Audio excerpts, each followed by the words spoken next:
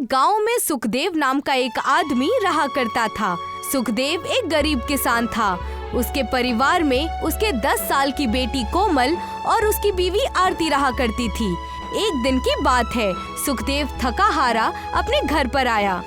अरे आरती, कहाँ हो तुम? बहुत तेज भूख लगी है।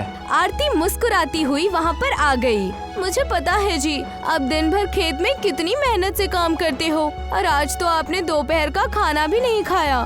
तुम तो जानती हो आरती, दिन पर दिन महंगाई बढ़ती जा रही है। हमने अपनी बिटिया कोमल के लिए अभी से ही उसकी शादी का सामान जमा करना होगा। मुझे पता है और इसी बात की फिक्र मुझे दिन रात खाई जाती है। फिक्र मत करो आरती, मैं दिन रात खेत में सिर्फ और सिर्फ अपनी बिटिया के लिए मेहनत कर रहा हूँ। देखना, जब हमारी बिटिया बड़ी हो जाएगी ना, तब हम उसकी शादी धूमधाम से करेंगे। मालिक करे आपके मुंह में घी शक्कर हो और आपकी बात 100% सही हो जाए। फिक्र मत करो आरती, मुझे मालिक पर पूरा भरोसा है। मुझे आपसे एक और बात करनी है जी। हमारी कोमल बिटिया 5वीं क्लास में आ गई है। आपका उसे आगे तालीम देने का इरादा है भी या नहीं? क्यों नहीं आरती, ये भी कोई पूछने की बात है। हमें अपनी बिटिया की पढ़ाई बीच में नहीं छुड़वानी चाहिए।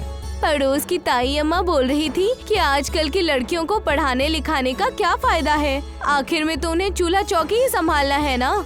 ये सब पुराने जमाने की बातें हो गई है आरती। जब किसी घर की बेटी शिक्षित हो जाती है ना, तो उसकी आने वाली पीढ़ी भी शिक्षित हो जाती है और शिक्षा ही हमारे आने वाले कल को सुधारती है। मुझे आपकी सोच पर गर्व है जी। मुझे आपसे इसी बात की उम्मीद थी। आरती की बात सुनकर सुखदेव मुस्कुराने लगा। अगले दिन सुखदेव फिर से अपने काम पर चला गया और मेहनत से हल चलाने में जुट गया। शाम को सुखदेव अपने घर जाने ही वाला था कि तभी गांव का मुखिया उसके पास आकर बोला, क्या हाल चाल है सुखदेव? ईश्वर की कृपा है मुखिया जी।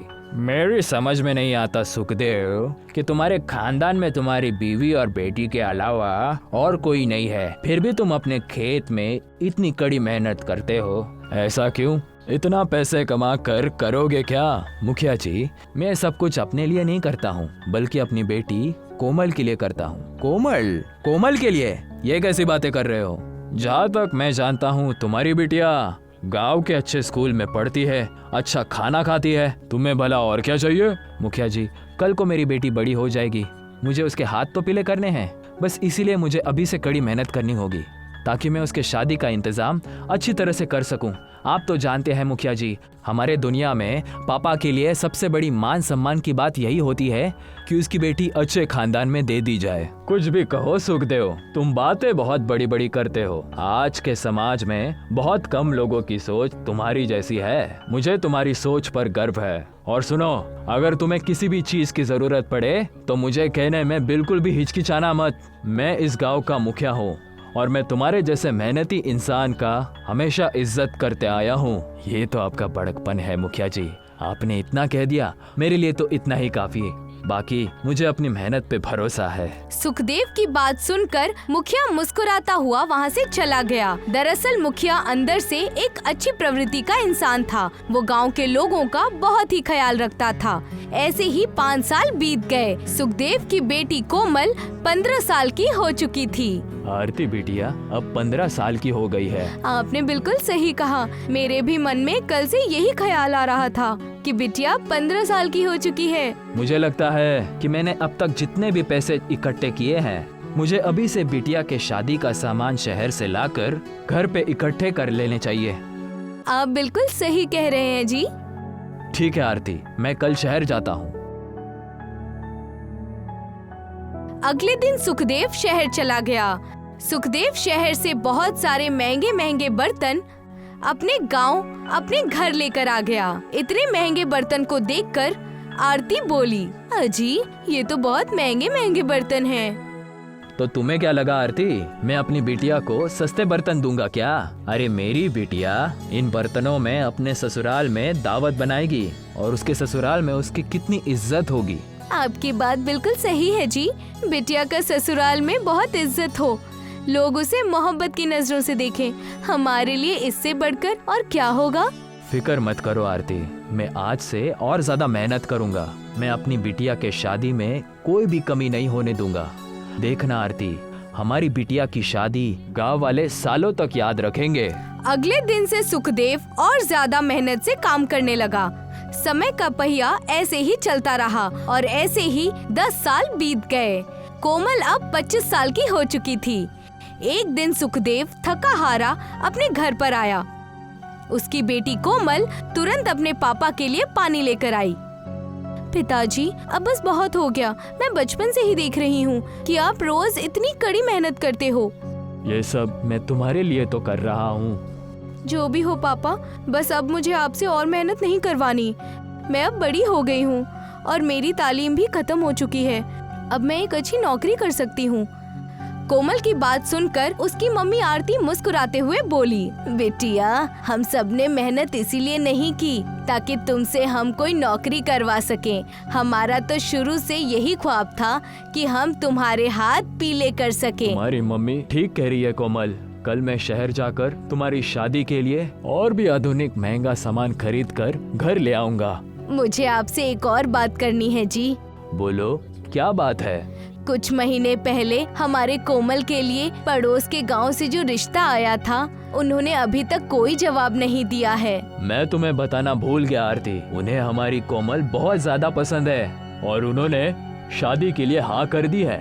वो अगले महीने शादी करने को बोल रहे हैं। हम दोनों को और बहुत सी तैयारी करनी है। हम दोनों शहर जाकर सारी खरीदारी करके लाते हैं। अगले दिन सुखदेव अपनी बीवी आरती के साथ शहर चला गया और बहुत महंगे महंगे आधुनिक सामान खरीद कर ले आया। पूरा परिवार खुश था। सुखदेव और आरती बहुत थक चुके थे। वो गहरी नींद में सो गए। अगली सुबह जब उनकी आंख खुली तो अपने घर का मंजर देखकर आरती सहम गई और अपने पति से बोली, अजी सुनते हैं, सारा सामान कहाँ गया?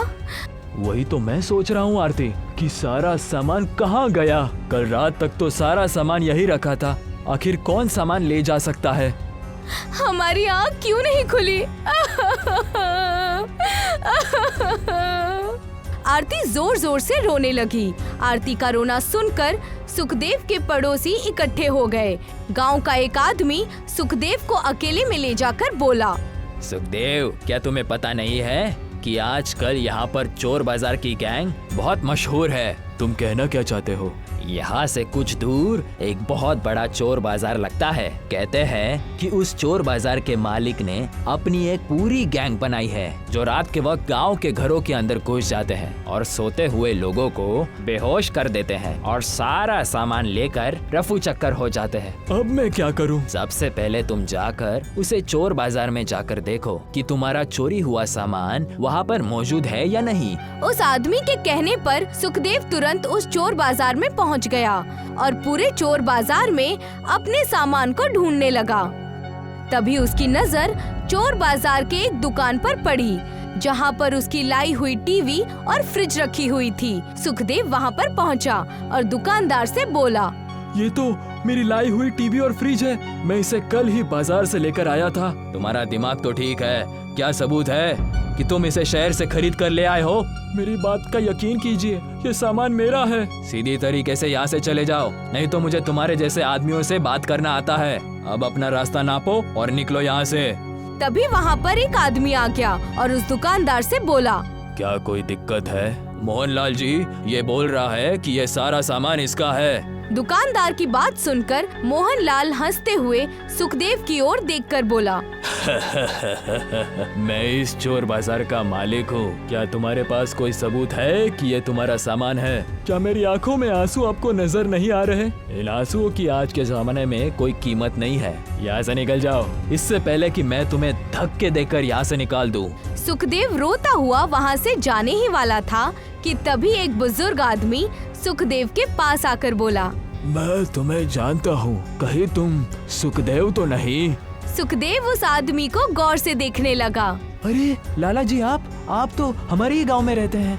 सही कहा, लेकिन तुम यहाँ क्यों आए हो? सुखदेव रोते हुए सारा मसला लाला जी को बताने लगा। मैं सब समझ गया सुखदेव, तुम्हारे साथ वाकई बहुत बुरा हुआ है। तुम एक काम करना, तुम यहाँ पर कल आना, मैं तुम्हारी जरूर मदद करूँगा। सुखदेव रोता हुआ वहाँ से चला गया।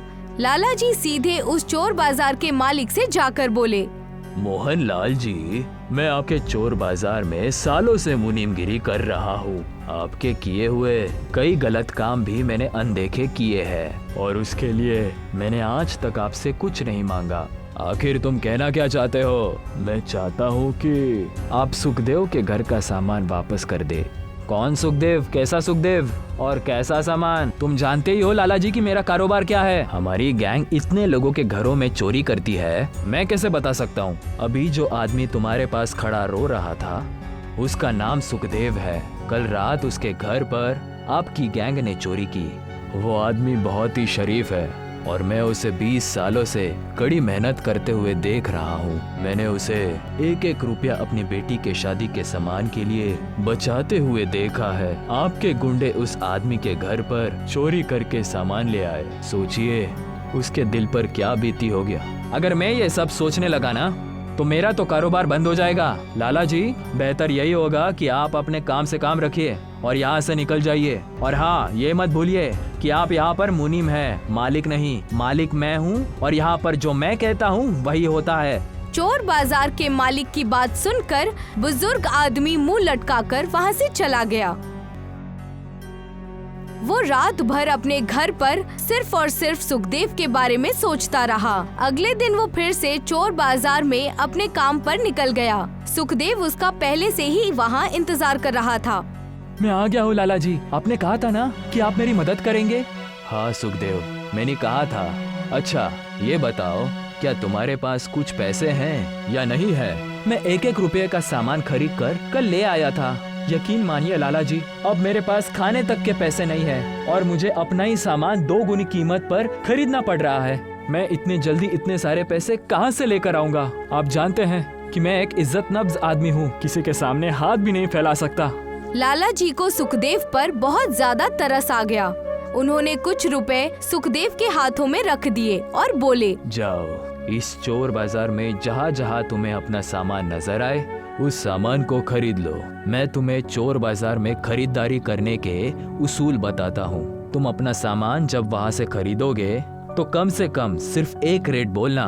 वो दुकानदार तुम्हें हर तरफ से कहेगा कि इतने में नहीं मिल पाएगा, लेकिन तुम अपनी बात पर टिके रहना। आखिर में वो तुम्हें तुम्हारी ही रेट पर सामान बेचने के लिए तैयार हो जाएगा। ये बात तो ठीक है लाला जी, लेकिन ये पैसे मुझे आप दे क्यों रहे हैं? फिक्र मत करो, मैंने इस चोर बाजार से बहुत कुछ कमाया है और तुम मेरे गांव के ही हो और मैंने तुम्हें सालों से मेहनत करते हुए देखा है। मैं तुम्हारी मदद करके कोई एहसान नहीं कर रहा, बल्कि अपने ऊपर उपकार कर रहा हूँ। शायद मेरे पापों का यही प्रायश्चित होगा। अब देर मत करो, इससे पहले कि तुम्हारा सामान बाजार में बिक जाए। लाला जी की बात सुनकर सुखदेव लाला जी के बताए अनुसार अपना सारा सामान खरीदने लगा। कुछ ही दिनों में सुखदेव अपना सारा सामान खरीद कर ले आया और कुछ दिन बाद सुखदेव और उसकी बीवी लाला जी के घर पर गए, मगर वहाँ पर उन्हें लाला जी नहीं बल्कि उनकी बीवी मिली। अरे, आप तो सुखदेव और उनकी बीवी आरती है ना? जी हाँ, हम लाला जी से मिलना चाहते हैं। उन्होंने हमारे ऊपर जो एहसान किया है वो हम जिंदगी भर नहीं चुका सकते। दरअसल कल रात लाला जी ने चोर बाजार के मालिक को गिरफ्तार करवा दिया, क्योंकि लाला जी खुद जुर्म के बराबर में शरीक थे। इसलिए पुलिस उन्हें भी अरेस्ट करके ले गई। उन्होंने कहा था कि आप लोग यहाँ जरूर आएंगे। दरअसल सुखदेव के आंसुओं ने लाला जी जैसे आदमी के अंदर की ईमानदारी को जगा दिया था और वो चोर बाजार में नौकरी करते हुए भी ईमानदार बन गया था। उसके बाद सुखदेव ने अपनी बेटी कोमल की शादी धूमधाम से की और कन्यादान करके कोमल को घर से विदा कर दिया।